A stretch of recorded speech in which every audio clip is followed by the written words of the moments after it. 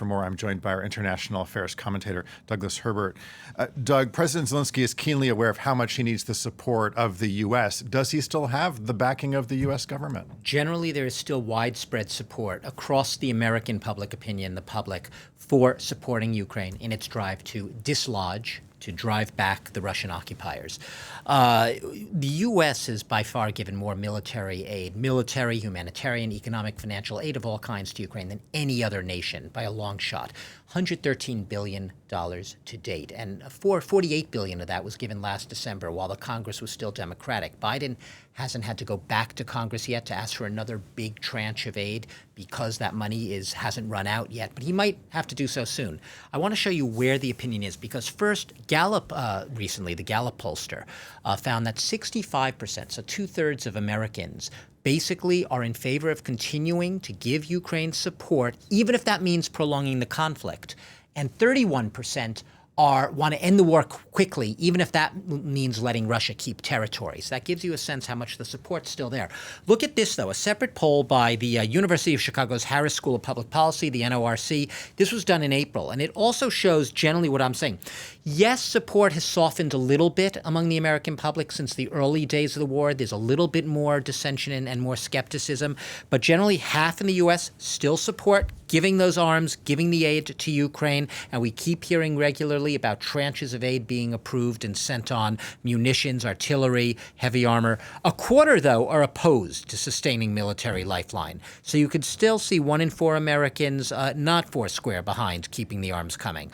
Majorities of Democrats and Republicans, and I will also add, Monty, independents as well, believe that Russia's attack was unjustified. Majorities also think that that Russia, in many cases, is guilty of war crimes for its actions in its war against Ukraine. 3 out of 4, look at that last statistic, 75% of the U.S. public, in this survey at least, believe that the U.S. Should be playing at least some role. When I say at least some role, it means either a major role or a minor role, but at least some role in the Ukraine conflict.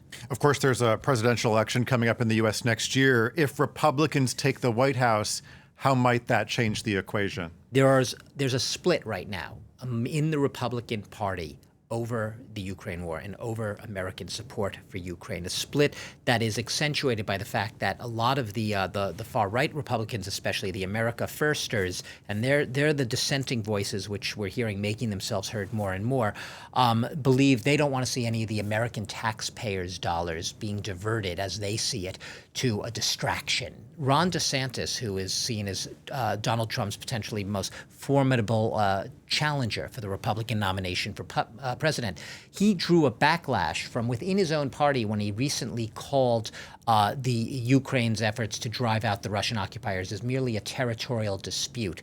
He said it was not among America's real vital national interests such as, say, stemming China's economic, military, and cultural rise. So he sort of as a distraction. And Donald Trump himself is on record as being extremely skeptical over U.S. involvement in Ukraine. He has bragged with his signature braggadocio, you might say, that if he had been president, there never would have been a war. And that he would be able to broker an end to this war in 24 hours, leading, as you can imagine, to a lot of fears in the Ukrainian leadership that Donald Trump would basically be willing to throw out the baby with the bathwater, and that is sell Ukraine up the brook and sell out to Russia, basically lock in its territorial gains in this war, and sell Ukraine.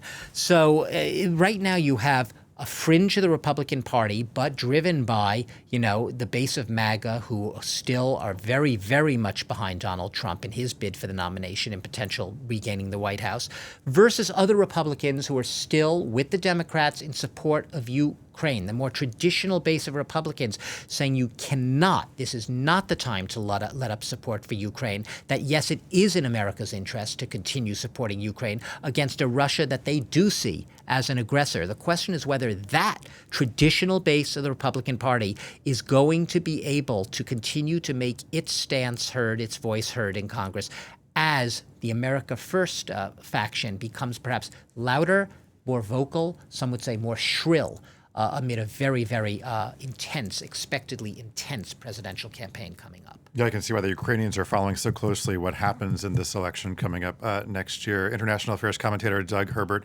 Doug, thanks so much.